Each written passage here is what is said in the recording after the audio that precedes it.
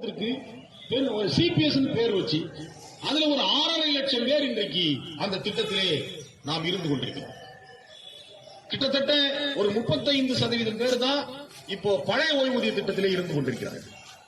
இப்போ தோழர் இப்ராஹிம் பேசும்போது கூட சொன்னாரு, அந்த புளியமுத்தை போட்ட கதையெல்லாம் சொன்னார்.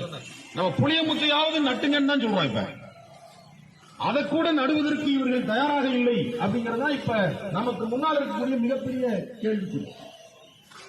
அந்த அளவிற்கு அந்த கோரிக்கையின் மீது அவர்களுக்கு எந்த விதமான அக்கறையும் இல்லாமல் இருந்து கொண்டிருக்கிறார்கள்.